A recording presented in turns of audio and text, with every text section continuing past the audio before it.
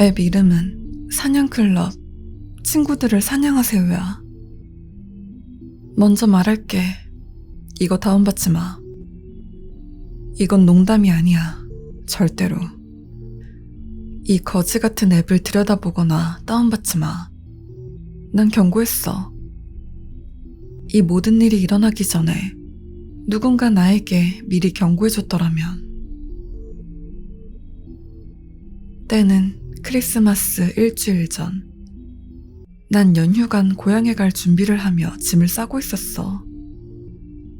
그때 내 룸메가 들어왔지. 기숙사는 다음날 아침부터 비워질 예정이었고 난 그의 이야기를 듣는 둥 마는 둥 하며 2주 동안 집에 가는데 놓고 가는 물건이 없나 확인하고 있었어. 그때 그가 자기 핸드폰을 내 얼굴 앞에 들이밀었어. 계속해서 나에게 자기가 하고 있는 개쩌는 게임이 있다고 했지. 내가 뭐라 하겠어. 난 그저 그러냐라고 대답하며 계속 짐을 쌌지. 그런데 집에 도착하고 나서야 그가 날 위해 내 핸드폰에 그 게임을 이미 다운받아 놓았다는 걸 알게 되었어. 그건 사냥클럽, 친구들을 사냥하세요 라고 쓰여 있었고 십자선이 사람 형체를 겨누고 있는 그림이 있었어. 처음엔 되게 멍청해 보이는 앱 같았어. 하지만 난 부모님 집에서 뒹굴거리는 게 벌써 지루해지기 시작했고 그래서 난 뭐가 그리 재미있는지 한번 해보기로 했지. 게임 방식은 이래. 계정을 만들고 로그인을 하게 되면 튜토리얼을 하면서 게임에 대한 설명을 들을 거야. 사냥클럽에는 3가지 유형의 플레이어가 있어. 사슴, 곰, 사냥꾼. 모두들 처음엔 레벨 1 사슴으로 시작해. 넌 사냥당하는 것을 잘 피해 다녀서 레벨 10 사슴까지 진급할 수 있어. 튜토리얼은 진급 시스템에 대해 이렇게 설명하고 있어. 사슴은 사냥당해 죽는 것을 피해야 합니다.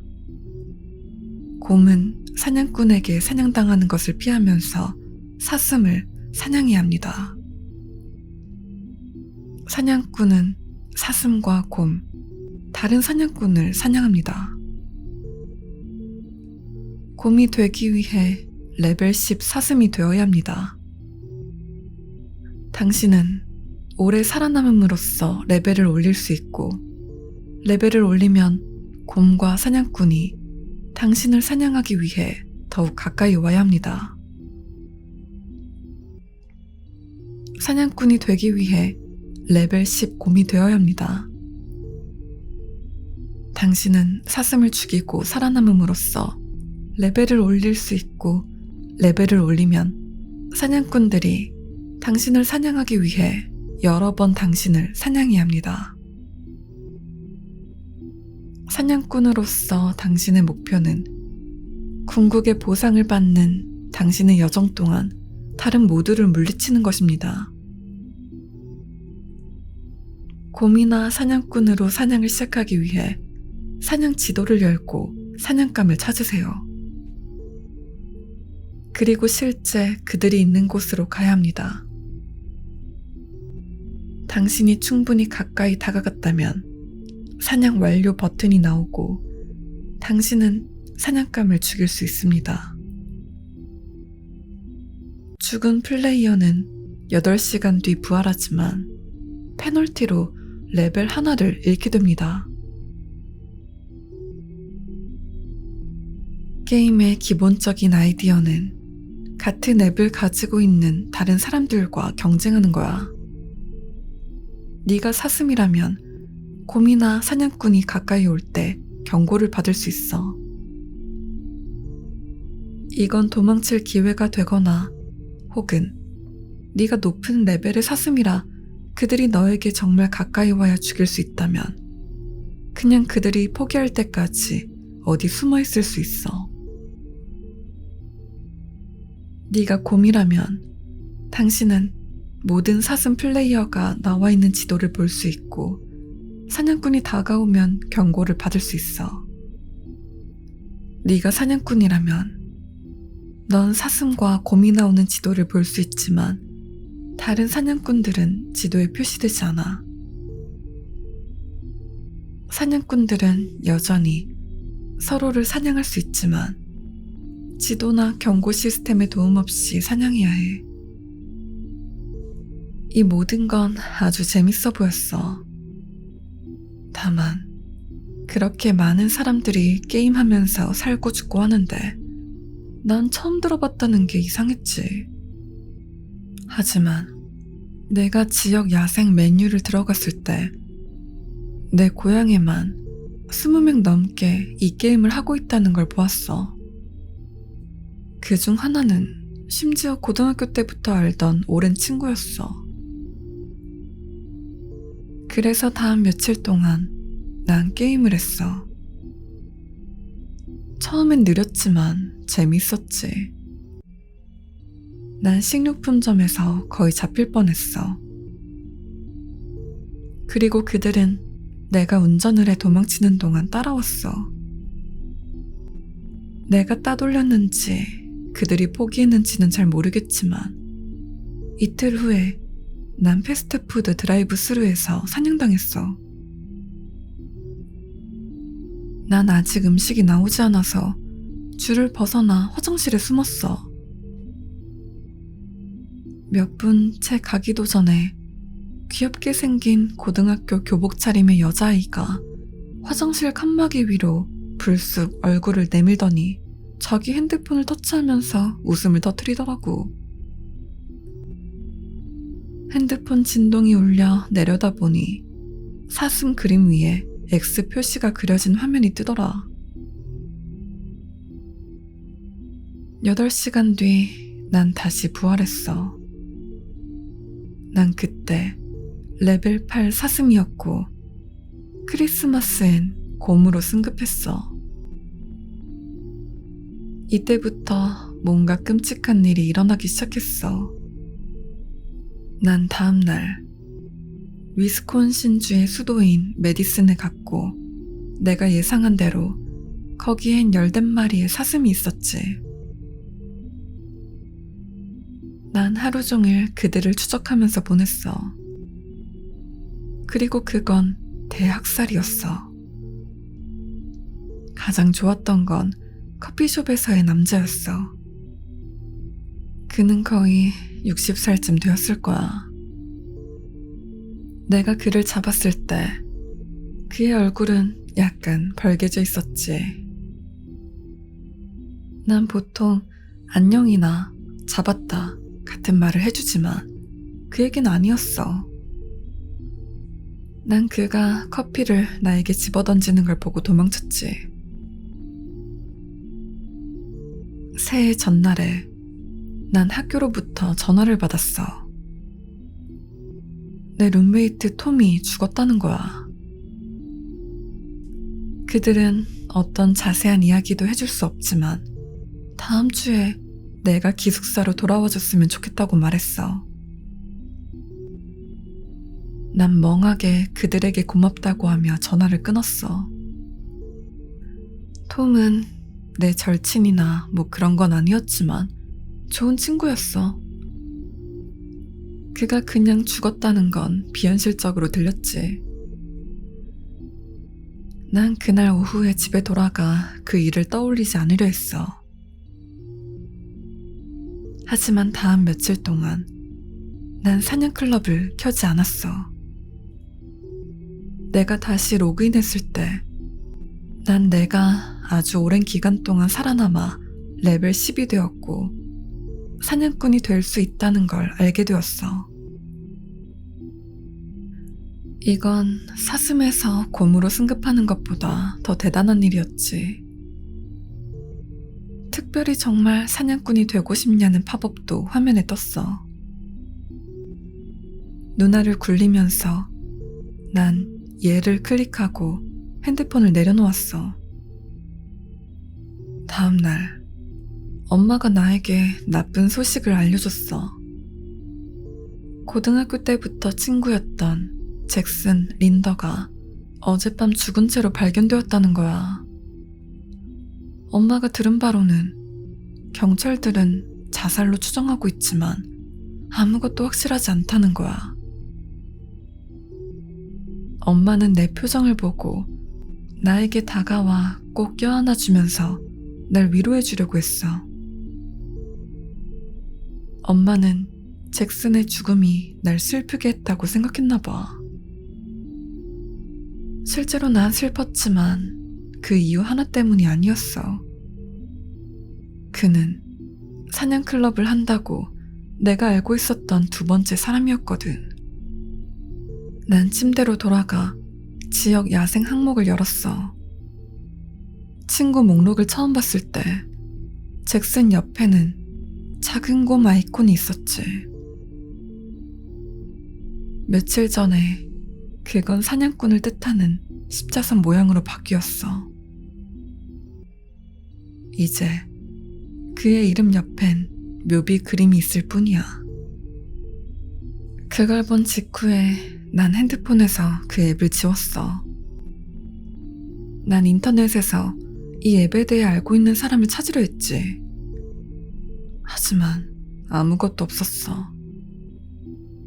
악평 이런 게 없었다는 게 아니라 말 그대로 아무런 게시글이 없었어. 그런데 새벽 1시쯤에 난 잘 알려지지 않은 변두리 사이트에 한 스레드를 찾았어.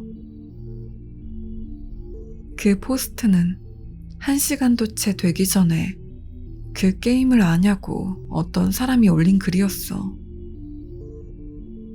그들이 말하길 사냥꾼으로 승급한 뒤 이상한 일이 일어나기 시작했다는 거야. 마치 누군가 그들에게 엿을 먹이고 있는 것처럼. 하지만 그들을 정말 겁에 질리게 만든 건 그들의 형의 친구 중 한 명이 게임을 시작한 이후로 사라진 상태라는 거야. 내가 글을 다 읽기도 전에 웹사이트가 다운되었어. 난 5분 동안 새로 고침을 눌렀고 그 사이트는 다시 되돌아왔지만 그 포스트는 처음부터 없었던 것처럼 사라진 상태였어. 난 지난주에 학교로 도착했어. 룸메이트의 빈 침대를 볼 때마다 톰이 생각난다는 것만 빼면 모든 게 평범한 일상으로 돌아간 것 같았어. 물론 난 여전히 앱에 대해 걱정하고 있었지만 그걸 지워버리면 해결되는 것 같았지. 이틀 전 내가 공격당하기 전까지만 해도 난 그렇게 생각했었어.